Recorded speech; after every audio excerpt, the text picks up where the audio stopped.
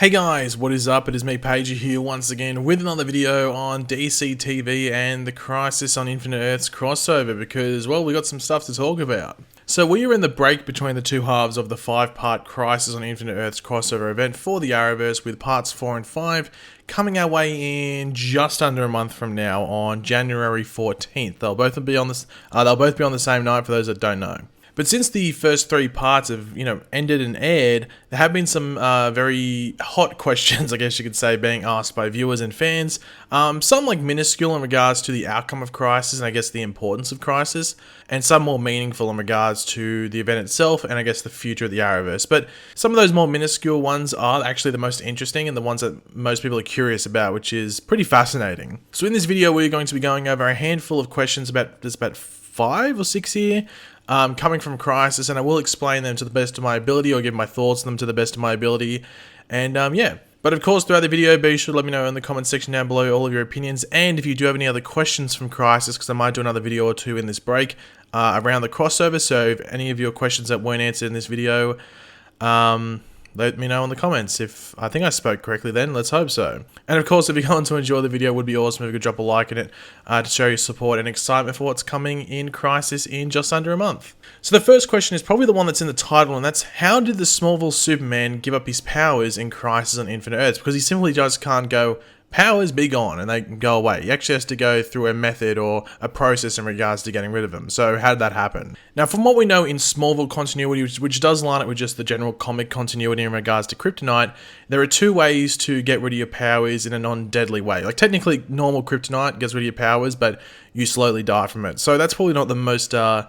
the best method. So I highly doubt the Clark Kent or Superman from Smallville was going down the green kryptonite route. So the 2, not lethal methods, or the more common non-lethal methods, are blue kryptonite and gold or golden kryptonite. Now in Smallville, in the actual show, we saw both of these show up. I think gold kryptonite didn't show up until the end, and I don't think it was actually even used on Clark Kent from memory. I don't think it was actually used on him. I think it was used on the clone. Was it used on the clone of Clark and Lex? Was it the clone of Lex? I think it was used on the clone, one of the clones, I think. The gold kryptonite, but the blue kryptonite, I think it was used on Clark from memory. I'm going off the top of my head here, from Smallville all the way back in the day, but I think blue was used on Clark Kent, but the gold wasn't. But essentially the blue is like a temporary one, so pretty much it works like the green kryptonite. When it's in the distance of you or you have it on you, it takes away your powers. It's pretty much like the green kryptonite, except it doesn't want to kill you and doesn't make you feel like you're dying like the green kryptonite does. And the gold kryptonite, once it's in contact with you, it permanently takes away your abilities, and it can also scar you. I think that's what they did with the Clark Luthor from Smallville in, I think it was the final season. Now, one of these methods was used, but if it is the blue kryptonite, that means he has to have it on his body somewhere. Now, people are pointing to the watch that Clark Kent was using. Now, some have said that it could be his dad's watch turned into a blue kryptonite sort of device, because his dad did give him his watch in the Smallville show. But from memory, he does put the watch on his dad's grave in one of the later seasons. It might have been the last season. So he doesn't have the watch unless he went and got it back from his dad's grave. But then that sort of takes away from that moment in the show. So I don't think that was probably the case. But yeah, this could be a random watch that he's got, or maybe Lois went and got it, and they, put the blue kryptonite in there, so he does not have his powers there, so he can have a family. But say if World War III started, or an intergalactic threat or a big threat that needed him to, came to Earth or came to Smallville, maybe he could take off the watch and have his powers back. That's one possibility. Now, I actually would have preferred, instead of the watch, if they went with a necklace. So if you actually watch Smallville, just when it was on, you would remember that Lana Lang had the necklace that had the, what she just thought was a bit of the meteorite instead of what was actually kryptonite around her neck. And, it made Clark really sick around Lana. And that was, I think it was in the pilot episode, that necklace gets put on him and he's almost dying when he's hanging up.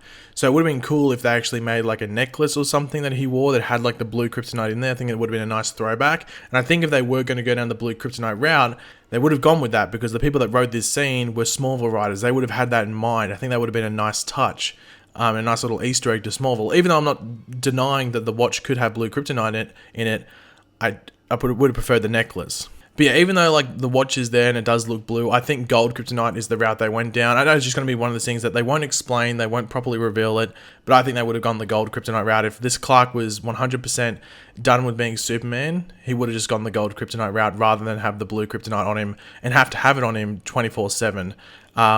I think the gold kryptonite is what happened there, so it's one of the two, but I'm going to say gold. You know, you can let me know what you think in the comments. Do you think it was the blue for temporary, or do you think he went permanently with the gold kryptonite? Let me know. The next question that a lot of people have been asking is how many Earths are going to be left after Crisis, or post-Crisis. I guess the big answer is like, is it one or a few to hold like certain Earths that they don't want dead? So they might have Earth 1, which might maybe contain all the Arrowverse shows that are on, but they might keep like 5 or 6 Earths. So one can be like a DC Universe Earth with Titans there. One can be like the cinematic world. One can be like another thing where they might introduce other characters. I personally would like to see them go very ballsy and just make it one Earth. I think that would be the coolest way to go. Once again, because it's just accurate to the comics. In the comics, though, like they did change it. They did change it from what happened in the comics, because in the Crisis on Infinite story, on the comic, there's 5 Earths left at the point where we are. There's 5 Earths left, and then there's this big battle, which we are going to see in part 4, sorry. And then the Earths merge after that. So those 5 Earths merge into one. But at this point in the crossover, all the Earths have been destroyed. They've been wiped out by antimatter. That didn't happen in the story in the comics. So they've gone off board there. They're not following it exactly. So it's hard to predict what they're going to do now in regards to whether one Earth will survive or a new multiverse might form that maybe has 5, 6, or maybe even 52 Earths. We don't know which way they're going to go, and that's probably the most interesting thing, that they have changed it up, and I think they did it on purpose, so people that are familiar with the story, which would be a decent amount of people because it is such a famous storyline, aren't, too ahead of the people that, haven't read it. But yeah, if I had to make a prediction, I want to say 1, and that's just mainly because that's what I want to see, just one sole Earth. Any more cameos? That's another question a lot of people have asked. We know that they are still filming cameos. There are still cameos being filmed for Crisis that will be airing in parts 4 and 5. I'd say most likely part 5 will be where these cameos air. Whether they be things like Stargirl showing up there, or even, characters from past DC TV shows that maybe are, alive on whatever new Earth they might be. If there is like multiple Earths in a new multiverse, maybe we might see what these new Earths are like, and that's where the cameos could play in. There is going to be more cameos. I guess whether they're major ones that are like sort of relevant to the future of the Arrowverse, that's a big one, because I think Stargirl is the main one there. But you never know, they might do some Titan stuff there, or maybe like some Doom Patrol, or even a Green Lantern thing. Who knows what they're going to do there? So that's like an interesting one that we'll have to keep our eye on. You know what I mean? Now, this is a big one that people have been not necessarily asking, but just sort of saying, and that's, is Crisis living up to the comic, or is it a disappointment? And to me, I think it's living up to the comic the best that the Arrowverse can, while changing things that sort of suit the plot that they want to go down. I think a lot of people that are complaining about Crisis maybe being underwhelming haven't actually read Crisis.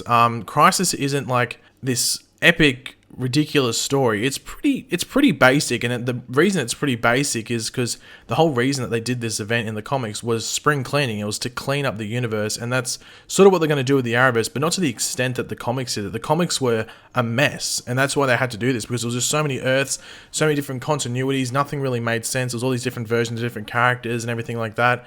They had to make it clean and simple, so they had to do Crisis. The Arrowverse doesn't have to do it. They're just doing it because they can. So I think they're living up to the comic, and in some cases they've raised the stakes, because there's no Earths left. The whole multiverse is gone, and there's just these 7 Paragons left that are going to fight for the multiverse.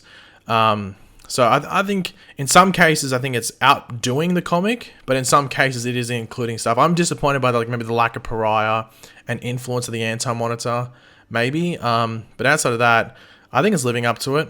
I don't know if people disagree with me that have read the comic. You can let me know in the comments if you do. And this is the last question that a decent amount of people have been asking, actually, because I think it's, it's relevant, because the Arrowverse is going to go forward, but what do they do next year to live up to it? And that's, what is the next crossover? Like, is it like another Crisis storyline? For those that don't know, Crisis is just a term that they use for their big things. Like Marvel uses like wars is probably the best similarity. So, there's like Crisis on Infinite Earths, Infinite Crisis, Heroes in Crisis, Zero Crisis? What is it? 0 Hour? Is it 0 Hour Crisis? I can't remember what it's called off the top of my head, but Crisis is just a term they use for a lot of the big events. I don't know if we'll get another Crisis next year, but it wouldn't surprise me if we do get Infinite Crisis in a couple of years, maybe the year after next. Blackest Night would be very cool, because we we have a lot of dead characters in the Arrowverse, so seeing them all come back to life in like zombie form would be pretty mad. Obviously, you do need a Green Lantern influence there, but you've got the HBO Max show, which has been rumored to be with the Arrowverse, so you never know what could happen there. Maybe they line that up there.